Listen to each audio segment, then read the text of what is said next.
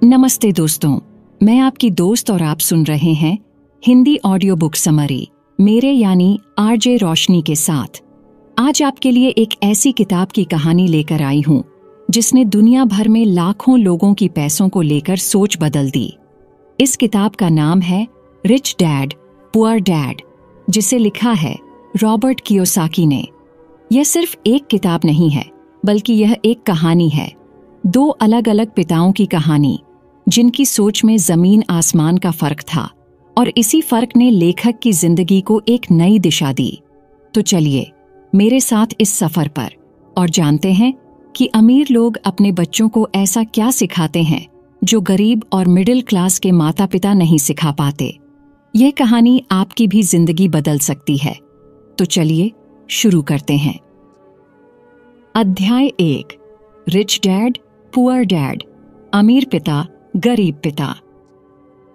कहानी शुरू होती है रॉबर्ट कियोसाकी के बचपन से। रॉबर्ट के दो पिता थे। एक उनके अपने पिता, जिन्हें वे पुअर डैड यानी गरीब पिता कहते हैं, और दूसरे उनके सबसे अच्छे दोस्त माइक के पिता, जिन्हें वे रिच डैड यानी अमीर पिता कहते हैं। रॉबर्ट के अपने पिता बहुत पढ़े लिखे थे। उनके पास पीएचडी की डिग्री थी और वे हवाई राज्य में शिक्षा विभाग के प्रमुख थे। वे बहुत मेहनती और ईमानदार इंसान थे। वे हमेशा रॉबर्ट से कहते थे, खूब पढ़ाई करो, अच्छे नंबर लाओ, ताकि तुम्हें एक बड़ी कंपनी में सुरक्षित नौकरी मिल सके। ये वही सलाह है जो हम में से ज्यादातर लोगों को अपने माता पिता से मिलती है। दूसरी तरफ थे रॉबर्ट के रिच डैड। वे सिर्फ 8वीं पास थे, लेकिन हवाई के सबसे अमीर लोगों में से एक थे। उन्होंने अपना खुद का एक बड़ा साम्राज्य खड़ा किया था। उनकी सोच बिल्कुल अलग थी। वे रॉबर्ट से कहते थे, खूब पढ़ो और सीखो, ताकि तुम एक बड़ी कंपनी खरीद सको। एक ही शहर में रहते हुए दोनों पिता अपनी अपनी दुनिया में सफल थे, लेकिन पैसों को लेकर उनकी सोच में रात दिन का अंतर था। गरीब पिता हमेशा पैसों की तंगी से जूझते रहते थे और अक्सर कहते थे, मैं यह नहीं खरीद सकता, जबकि अमीर पिता कभी ऐसा नहीं कहते थे। वे कहते थे, मैं इसे कैसे खरीद सकता हूँ। आप देख रहे हैं, एक वाक्य सोच को बंद कर देता है, जबकि दूसरा वाक्य सोच को काम पर लगा देता है, नए रास्ते खोजने पर मजबूर करता है। जब रॉबर्ट सिर्फ 9 साल के थे, तो उन्होंने अपने दोस्त माइक के साथ मिलकर अमीर बनने का फैसला किया। उन्होंने आस पड़ोस से टूथपेस्ट के खाली ट्यूब इकट्ठे किए और उन्हें पिघलाकर नकली सिक्के बनाने की कोशिश की। बेशक यह योजना बुरी तरह से फेल हो गई। जब उनके पिता ने यह देखा तो वे हंसे और उन्होंने समझाया कि जो वे कर रहे हैं वह गैर कानूनी है। तब रॉबर्ट ने उनसे पूछा, तो फिर अमीर कैसे बने? इस पर उनके गरीब पिता ने जवाब दिया, मुझे नहीं पता, मैं एक स्कूल टीचर हूँ। तब रॉबर्ट और माइक रॉबर्ट के रिच डैड के पास गए और उनसे यही सवाल पूछा। रिच डैड ने उन्हें एक प्रस्ताव दिया। उन्होंने कहा, मैं तुम्हें सिखाऊंगा, लेकिन तुम्हें मेरे लिए काम करना होगा। मैं तुम्हें 1 घंटे के 10 सेंट दूंगा। उस जमाने में यह बहुत कम पैसा था, लेकिन दोनों बच्चे मान गए। वे हर शनिवार 3 घंटे रिच डैड के एक स्टोर में काम करते, धूल साफ करते, सामान ठीक करते। 3 हफ्ते बाद रॉबर्ट का सब्र जवाब दे गया। उन्हें लगा कि रिच डैड उनसे सिर्फ मजदूरी करवा रहे हैं और कुछ सिखा नहीं रहे। वे गुस्से में रिच डैड के पास गए और नौकरी छोड़ने की बात कही। तब रिच डैड मुस्कुराए और उन्होंने रॉबर्ट को जिंदगी का पहला और सबसे महत्वपूर्ण सबक सिखाया। उन्होंने कहा, बहुत से लोग जिंदगी भर यही करते हैं। वे एक छोटी सी तनख्वाह के लिए काम करते हैं और हमेशा ज्यादा पैसे, ज्यादा सैलरी की उम्मीद करते रहते हैं। वे डर और लालच के जाल में फंस जाते हैं। नौकरी छूटने का डर उन्हें काम करने पर मजबूर करता है और ज्यादा पैसे का लालच उन्हें उसी नौकरी में बनाए रखता है। इसे राइट रेस यानी चूहा दौड़ कहते हैं। फिर रिच डैड ने एक और प्रस्ताव दिया, अब तुम मेरे लिए काम करोगे, लेकिन मैं तुम्हें एक भी पैसा नहीं दूंगा। तुम मुफ्त में काम करोगे। यह सुनकर रॉबर्ट हैरान रह गए, लेकिन वे मान गए। अब वे बिना किसी पैसे के काम करते थे। कुछ हफ्तों बाद जब वे काम कर रहे थे तो उन्होंने देखा कि स्टोर में पुरानी कॉमिक्स किताबों का एक ढेर पड़ा है जिन्हें फेंक दिया जाना था। उनके दिमाग में एक विचार आया। उन्होंने रिच डैड से पूछा कि क्या वे ये कॉमिक्स ले सकते हैं। रिच डैड ने इजाजत दे दी। रॉबर्ट और माइक ने उन पुरानी कॉमिक्स से अपने घर के बेसमेंट में एक लाइब्रेरी शुरू कर दी। वे बच्चों से 10 सेंट लेकर उन्हें जितनी चाहें उतनी कॉमिक्स पढ़ने देते थे। उनका यह बिजनेस चल निकला और वे हफ्ते में $9 से ज्यादा कमाने लगे, जो उस समय एक बड़ी रकम थी। इस तरह उन्होंने बिना तनख्वाह के काम करते हुए भी पैसा कमाना सीख लिया। उन्होंने अपना पहला बिजनेस खड़ा कर लिया था। यही था रिच डैड का पहला सबक। अमीर लोग पैसे के लिए काम नहीं करते, पैसा उनके लिए काम करता है। उन्होंने रॉबर्ट को सिखाया कि दिमाग को अवसरों की तलाश में खुला रखना चाहिए। तनख्वाह का इंतजार करने के बजाय ऐसे रास्ते खोजो जहां पैसा तुम्हारी जेब में अपने आप आए। अध्याय 2, वित्तीय साक्षरता क्यों सिखाई जानी चाहिए। इस अध्याय में रॉबर्ट हमें पैसों की भाषा का सबसे महत्वपूर्ण नियम सिखाते हैं। यह इतना सरल है कि कोई भी समझ सकता है, लेकिन ज्यादातर लोग इसे अपनी जिंदगी में लागू नहीं कर पाते। रिच डैड कहते थे, अगर तुम अमीर बनना चाहते हो तो तुम्हें सिर्फ 2 चीजों के बीच का फर्क समझना होगा, संपत्ति और दायित्व। संपत्ति यानी एसेट वह चीज है जो आपकी जेब में पैसा डालती है। दायित्व यानी लायबिलिटी वह चीज है जो आपकी जेब से पैसा निकालती है। बस इतना ही। अमीर लोग संपत्ति इकट्ठा करते हैं, जबकि गरीब और मिडिल क्लास लोग दायित्व इकट्ठा करते हैं, जिन्हें वे संपत्ति समझते हैं। चलिए इसे एक उदाहरण से समझते हैं। ज्यादातर लोग मानते हैं कि उनका घर उनकी सबसे बड़ी संपत्ति है, लेकिन रिच डैड के अनुसार अगर आप उस घर में खुद रहते हैं तो वह आपकी संपत्ति नहीं बल्कि आपका दायित्व है। क्यों?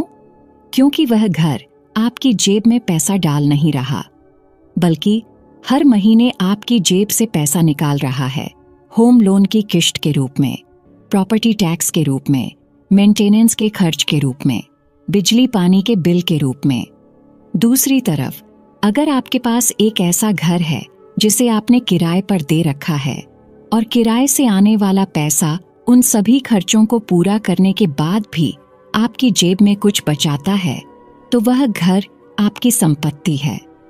इसी तरह एक कार जिसे आप खुद चलाते हैं वह एक दायित्व है, क्योंकि उसे खरीदने के बाद भी पेट्रोल, बीमा और मरम्मत पर लगातार पैसा खर्च होता रहता है। लेकिन अगर आप उसी कार को टैक्सी के तौर पर चलाते हैं और वह आपको कमाकर देती है, तो वह एक संपत्ति बन जाती है। गरीब व्यक्ति का कैश फ्लो यानी नकदी का प्रवाह कुछ ऐसा होता है। पैसा नौकरी से आता है और सीधे खर्चों, किराया, खाना, कपड़े में चला जाता है। मिडिल क्लास का कैश फ्लो थोड़ा अलग होता है।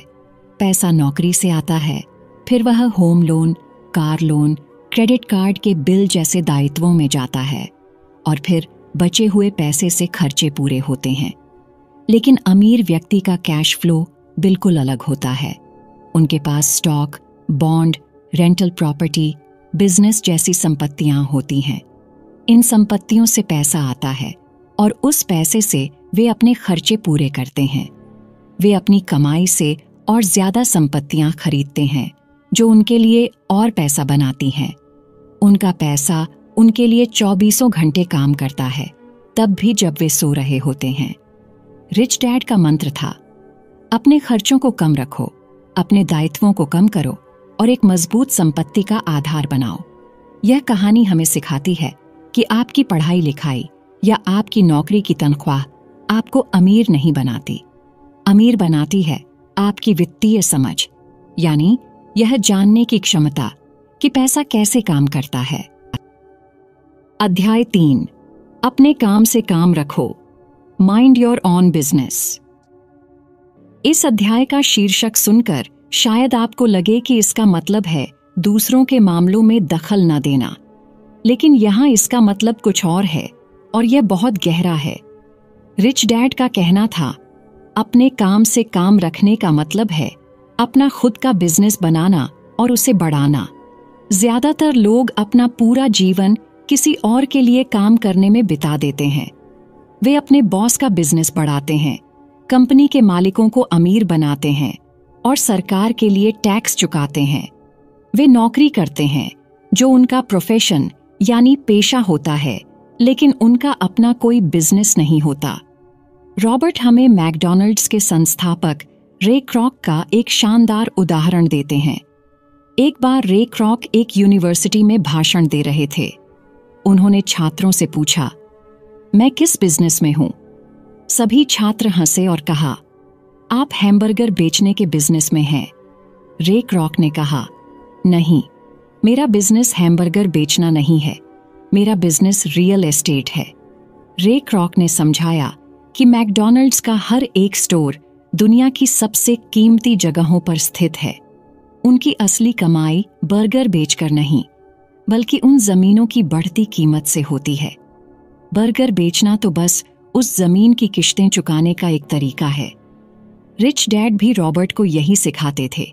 वे कहते थे, अपनी दिन की नौकरी मत छोड़ो, लेकिन उस नौकरी से जो पैसा कमाते हो उससे दायित्व मत खरीदो, उससे असली संपत्तियां खरीदो।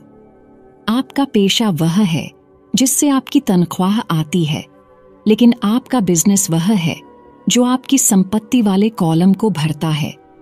एक डॉक्टर का पेशा मरीजों का इलाज करना है, लेकिन उसका बिजनेस उसकी संपत्ति हो सकती है, जैसे कि एक क्लिनिक, रियल एस्टेट या स्टॉक मार्केट में निवेश। तो असली संपत्तियां क्या हैं? एक, ऐसे बिजनेस जिनमें आपको खुद मौजूद रहने की जरूरत न हो, यानी आप उनके मालिक हों लेकिन उन्हें चलाने के लिए दूसरे लोग हों। 2, स्टॉक्स या शेयर। 3, बॉन्ड्स। 4, mutual fund. 5, आय देने वाली रियल एस्टेट, किराए पर दी गई प्रॉपर्टी। 6, आपकी अपनी बनाई हुई कोई चीज जिससे रॉयल्टी आए, जैसे कोई किताब, म्यूजिक या कोई आविष्कार। जब आप अपनी तनख्वाह से कोई महंगी कार या फोन खरीदते हैं तो आप अमीर नहीं दिख रहे होते, बल्कि आप उस कार कंपनी या फोन कंपनी के मालिक को और अमीर बना रहे होते हैं। इसलिए अपनी नौकरी करते रहिए, लेकिन साथ ही साथ अपने खाली समय और अपनी बचत का इस्तेमाल अपना खुद का संपत्ति वाला कॉलम बनाने में कीजिए। जब आपकी संपत्तियों से आने वाली आय आपके खर्चों से ज्यादा हो जाएगी, तब आप असली मायनों में आर्थिक रूप से आजाद होंगे। तब आप चाहें तो अपनी नौकरी छोड़ सकते हैं। अध्याय 4, टैक्स का इतिहास और कॉरपोरेशन की ताकत। यह अध्याय थोड़ा तकनीकी लग सकता है, लेकिन यह अमीर लोगों के सबसे बड़े रहस्यों में से एक को उजागर करता है। यह हमें बताता है कि अमीर लोग कानूनी रूप से कम टैक्स कैसे चुकाते हैं, जबकि मिडिल क्लास पर टैक्स का बोझ सबसे ज्यादा होता है। कहानी कुछ इस तरह है कि पुराने जमाने में इंग्लैंड और अमेरिका में कोई इनकम टैक्स नहीं होता था। सरकारें युद्ध जैसे बड़े खर्चों के लिए अमीरों पर अस्थायी रूप से टैक्स लगाती थीं, लेकिन धीरे धीरे यह टैक्स स्थायी हो गया और इसे गरीबों और मिडिल क्लास पर भी लागू कर दिया गया। सरकार ने लोगों को यह कहकर मनाया कि टैक्स सिर्फ अमीरों से लिया जाएगा और गरीबों की भलाई के लिए इस्तेमाल किया जाएगा। यह रॉबिन हुड वाली कहानी थी, अमीरों से लो और गरीबों को दो। मिडिल क्लास और गरीब लोगों ने इस विचार का खूब समर्थन किया, लेकिन हुआ इसका उल्टा। अमीर लोग स्मार्ट थे, वे जानते थे कि टैक्स से कैसे बचा जा सकता है। उन्होंने कॉरपोरेशन की ताकत का इस्तेमाल करना शुरू कर दिया। एक कॉरपोरेशन सरल शब्दों में एक कानूनी ढांचा है, एक तरह की कागजी कंपनी जो एक व्यक्ति नहीं है, लेकिन एक व्यक्ति की तरह काम कर सकती है। यह संपत्ति खरीद सकती है, बेच सकती है और इस पर मुकदमा भी हो सकता है। रिच डैड ने रॉबर्ट को समझाया कि कॉरपोरेशन अमीरों को एक ढाल की तरह बचाता है। इसका सबसे बड़ा फायदा टैक्स में मिलता है। एक आम नौकरी पेशा व्यक्ति का हिसाब किताब ऐसा होता है: 1, पहले आप पैसा कमाते हैं। 2, फिर सरकार उस पर टैक्स काट लेती है। 3, और फिर आप बचे हुए पैसे से अपने खर्चे चलाते हैं, लेकिन एक कॉरपोरेशन का मालिक बिल्कुल उल्टा करता है। 1. कॉरपोरेशन पहले पैसा कमाता है। 2. फिर वह अपने सारे खर्चे जैसे ऑफिस का किराया, यात्रा, कर्मचारियों की तनख्वाह, यहाँ तक कि बिजनेस मीटिंग के दौरान हुए खाने का बिल भी उस कमाई में से चुकाता है। 3. और फिर जो पैसा बचता है उस पर वह टैक्स चुकाता है। आप फर्क देख रहे हैं? नौकरी करने वाला व्यक्ति पहले टैक्स देता है, फिर खर्च करता है, जबकि कॉरपोरेशन का मालिक पहले खर्च करता है और फिर बचे हुए मुनाफे पर टैक्स देता है। इस वजह से उसे बहुत कम टैक्स देना पड़ता है। अमीर लोग अपनी वित्तीय समझ का इस्तेमाल करते हैं। वे जानते हैं कि सरकार कुछ चीजों को प्रोत्साहित करना चाहती है, जैसे बिजनेस बनाना, नौकरियां देना और रियल एस्टेट में निवेश करना। इसलिए सरकार इन क्षेत्रों में टैक्स में छूट देती है। अमीर लोग इन्हीं छूट का फायदा उठाते हैं। गरीब पिता कहते थे, सरकार हम पर टैक्स का बोझ डालती है। अमीर पिता कहते थे, सरकार स्मार्ट लोगों को इनाम देती है। इसका मतलब यह नहीं है कि आप टैक्स की चोरी करें। इसका मतलब है कि आप सिस्टम को समझें और कानूनी रूप से उन तरीकों का इस्तेमाल करें जो सरकार ने खुद बनाए हैं। इसके लिए आपको 4 चीजों में माहिर होना होगा। 1. अकाउंटिंग, वित्तीय हिसाब किताब समझना। 2. इन्वेस्टिंग, पैसे से पैसा बनाने की कला। 3. बाजार को समझना, सप्लाई और डिमांड का नियम। 4. कानून को समझना, टैक्स और कॉरपोरेट कानून की जानकारी। यही वह ज्ञान है जो अमीरों को और अमीर बनाता है। अध्याय 5, अमीर पैसे का आविष्कार करते हैं।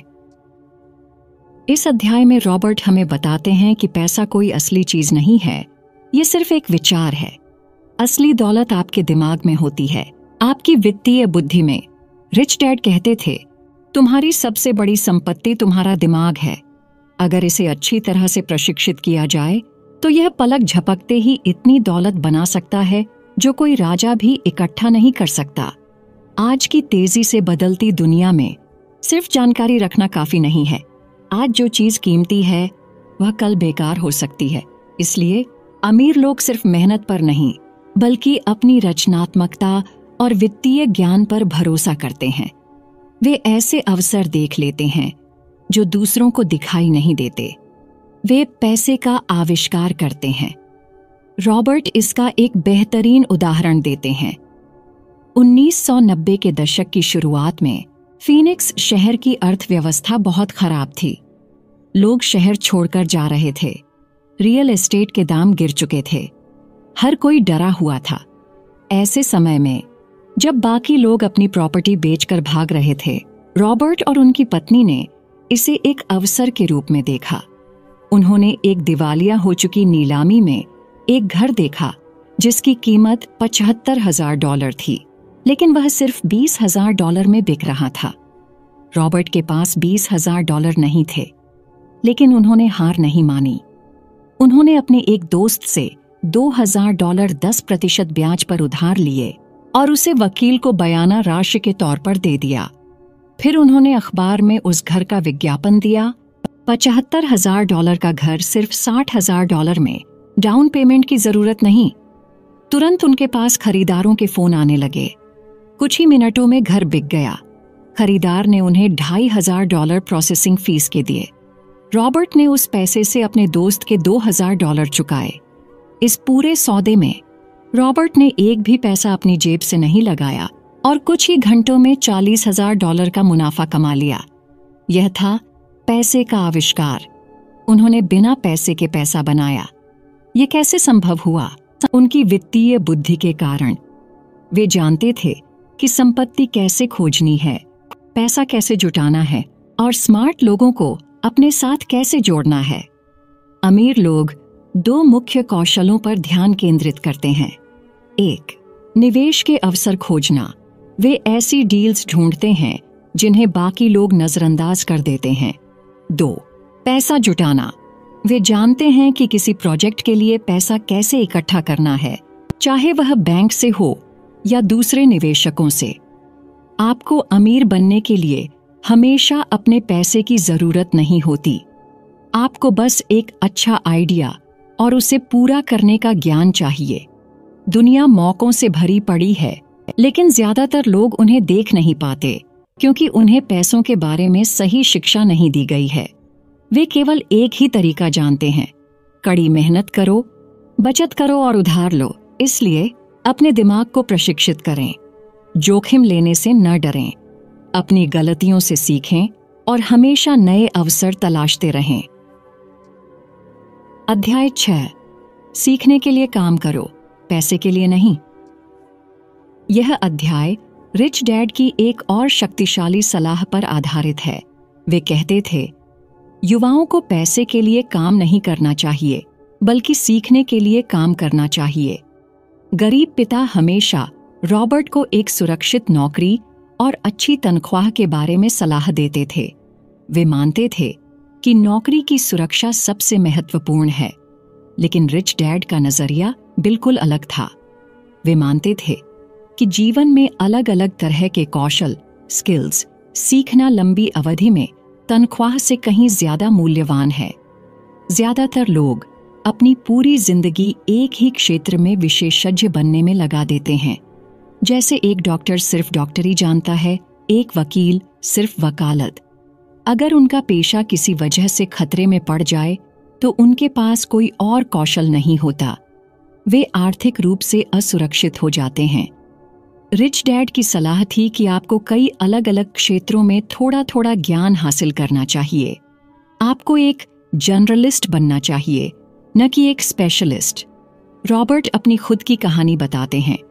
पढ़ाई पूरी करने के बाद वे एक पायलट बने। वियतनाम युद्ध के बाद जब उन्होंने नौकरी छोड़ी तो उनके पास जेरॉक्स कंपनी में सेल्समैन की नौकरी करने का मौका मिला। उनके गरीब पिता यह सुनकर बहुत नाराज हुए। उन्होंने कहा, तुम एक पायलट हो, तुम सेल्समैन क्यों बनना चाहते हो? यह तुम्हारे स्तर का काम नहीं है। लेकिन रॉबर्ट ने रिच डैड की सलाह मानी। वे जानते थे कि उन्हें बेचना नहीं आता था और उन्हें लोगों द्वारा मना किए जाने से बहुत डर लगता था। रिच डैड ने कहा था, अगर तुम अमीर बनना चाहते हो तो तुम्हें बेचना और संवाद करना सीखना ही होगा। रॉबर्ट ने जेरॉक्स में काम करना शुरू किया, सिर्फ इसीलिए ताकि वे बेचने की कला सीख सकें। शुरू में वे कंपनी के सबसे खराब सेल्समैन में से एक थे, लेकिन उन्होंने हार नहीं मानी और 4 साल बाद वे कंपनी के टॉप सेल्समैन में से एक बन गए। जब उन्होंने यह कौशल सीख लिया तो उन्होंने नौकरी छोड़ दी और अपना बिजनेस शुरू किया। एक सफल बिजनेस चलाने के लिए आपको 3 मुख्य प्रबंधन कौशल की जरूरत होती है। 1. नकदी प्रवाह का प्रबंधन, कैश फ्लो मैनेजमेंट। 2. सिस्टम का प्रबंधन, मैनेजमेंट ऑफ सिस्टम्स। 3. लोगों का प्रबंधन, मैनेजमेंट ऑफ पीपल। इनमें सबसे महत्वपूर्ण कौशल है सेल्स और मार्केटिंग। अगर आप लोगों को अपनी बात नहीं समझा सकते, अपना प्रोडक्ट नहीं बेच सकते, तो आप सफल नहीं हो सकते। इसलिए जब आप कोई नौकरी चुनें तो सिर्फ यह न देखें कि वह आपको कितना पैसा दे रही है, यह देखें कि वह आपको क्या नया कौशल सिखा रही है। क्या वह आपको कम्युनिकेशन, सेल्स, मार्केटिंग, लीडरशिप या अकाउंटिंग सिखा रही है? ये वे कौशल हैं जो आपको लंबी अवधि में अमीर बनाएंगे, न कि कुछ हजार रुपये ज्यादा की तनख्वाह। अध्याय 7, बाधाओं पर काबू पाना। अब तक हमने अमीर बनने के सिद्धांत तो जान लिए, लेकिन सिर्फ जानना काफी नहीं है। बहुत से लोग वित्तीय रूप से साक्षर होने के बाद भी अमीर नहीं बन पाते। क्यों? क्योंकि उनके रास्ते में 5 बड़ी बाधाएं खड़ी होती हैं। पहली बाधा है डर, फियर, खासकर पैसा खोने का डर। कोई भी पैसा खोना पसंद नहीं करता, लेकिन अमीर और गरीब के बीच फर्क यह है कि वे इस डर का सामना कैसे करते हैं। गरीब लोग इतना डरते हैं कि वे कभी कोई जोखिम ही नहीं लेते। वे अपना पैसा बैंक में सुरक्षित रखते हैं, जहां वह धीरे धीरे महंगाई की वजह से कम होता जाता है। अमीर लोग भी डरते हैं, लेकिन वे जानते हैं कि हर जीत से पहले हार का सामना करना पड़ सकता है। वे इसे सीखने की प्रक्रिया का हिस्सा मानते हैं। रिच डैड कहते थे, अगर तुम हारने से नफरत करते हो तो तुम कभी नहीं जीतोगे। इसका उपाय है छोटे छोटे निवेश से शुरुआत करना। दूसरी बाधा है शक और निंदा, सिनिसिज्म। यह वह क्या होगा अगर आई वाली आवाज है जो हमारे दिमाग में आती है। क्या होगा अगर बाजार गिर गया? क्या होगा अगर यह आइडिया काम नहीं किया? ऐसे लोग हर अवसर में केवल समस्याएं देखते हैं। वे खुद तो कुछ नहीं करते और जो कुछ कर रहे होते हैं उनकी भी आलोचना करते हैं। यह शक अक्सर हमारी अपनी अज्ञानता और डर से पैदा होता है। इसका इलाज है ज्ञान हासिल करना और विश्लेषण करना सीखना। तीसरी बाधा है आलस, लेजीनेस। अक्सर हम व्यस्त होने को उत्पादक होने से भ्रमित कर लेते हैं। बहुत से लोग घर पर या ऑफिस में बहुत व्यस्त रहते हैं, लेकिन वे उन चीजों से बच रहे होते हैं जो वास्तव में महत्वपूर्ण हैं, जैसे अपनी वित्तीय सेहत का ध्यान रखना। रिच डैड कहते थे कि आलस का सबसे अच्छा इलाज है थोड़ा सा लालच। अपने आप से पूछो, अगर मैं आर्थिक रूप से आजाद हो जाऊं तो मेरी जिंदगी कैसी होगी? एक बेहतर जीवन की इच्छा आपको आलस से बाहर निकाल सकती है। चौथी बाधा है बुरी आदतें, बैड हैबिट्स। हमारी जिंदगी हमारी आदतों का नतीजा है। गरीब पिता की आदत थी कि वे कोई भी बिल आने पर सबसे पहले उसे चुकाते थे और फिर जो बचता था उसे अपने लिए रखते थे। रिच डैड की आदत उल्टी थी। वे सबसे पहले अपनी कमाई का एक हिस्सा खुद को भुगतान करते थे, यानी उसे निवेश के लिए अलग रख देते थे। इसके बाद जो पैसा बचता था उससे वे अपने बिल चुकाते थे। बिल चुकाने का दबाव उन्हें और ज्यादा पैसा कमाने के नए तरीके खोजने के लिए प्रेरित करता था। अपनी आदतों को बदलो और आपकी जिंदगी बदल जाएगी। पांचवी बाधा है घमंड या अहंकार, एरोगेंस। रिच डैड कहते थे, जब भी मैं किसी चीज के बारे में अज्ञानी होता हूं तो मैं या तो उस विषय के विशेषज्ञ को ढूंढता हूं या उस विषय पर एक किताब पढ़ता हूं। घमंड अज्ञानता और अहंकार का एक मिश्रण है। बहुत से लोग अपनी अज्ञानता को छिपाने के लिए बहस करते हैं और दिखावा करते हैं कि वे सब जानते हैं। अगर आप किसी चीज के बारे में नहीं जानते हैं तो इसे स्वीकार करें और सीखने के लिए तैयार रहें। यही सच्ची बुद्धिमानी है। इन 5 बाधाओं पर काबू पाए बिना वित्तीय ज्ञान भी किसी काम का नहीं है। अध्याय 8, शुरुआत करना। यह अध्याय हमें अमीर बनने की यात्रा शुरू करने के लिए 10 व्यावहारिक कदम बताता है। यह एक एक्शन प्लान है। पहला कदम, एक बड़ी वजह खोजो। आपको एक ऐसी वजह चाहिए जो आपको प्रेरित करे। आप क्यों अमीर बनना चाहते हैं? क्या आप दुनिया घूमना चाहते हैं? क्या आप अपने परिवार को एक बेहतर जीवन देना चाहते हैं? आपकी क्यों जितनी मजबूत होगी, आपका कैसे उतना ही आसान हो जाएगा। दूसरा कदम, रोजाना चुनाव करो। हर दिन, हर रुपये के साथ आप यह चुनाव करते हैं कि आप अमीर बनेंगे, गरीब बनेंगे या मिडिल क्लास में रहेंगे। यह चुनाव आप अपनी आदतों से करते हैं। क्या आप अपना पैसा सीखने में लगाते हैं या मनोरंजन में? क्या आप संपत्ति खरीदते हैं या दायित्व? तीसरा कदम, अपने दोस्त सावधानी से चुनो। उन लोगों के साथ समय बिताओ जो पैसों के बारे में बात करने में रुचि रखते हैं, जो नए आइडिया साझा करते हैं। आपके दोस्त आपकी सोच पर बहुत गहरा असर डालते हैं।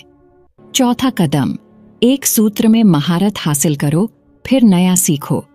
एक निवेश रणनीति चुनें, जैसे छोटी रियल एस्टेट प्रॉपर्टी खरीदना। पहले उसे अच्छी तरह से सीखें, उसमें महारत हासिल करें और फिर कुछ नया सीखने के लिए आगे बढ़ें। पांचवां कदम, खुद को पहले भुगतान करो। अपनी आय का एक निश्चित हिस्सा, कम से कम 10%, सबसे पहले निवेश के लिए अलग रखें। यह अनुशासन का सबसे महत्वपूर्ण नियम है। छठा कदम, अपने सलाहकारों को अच्छा भुगतान करो।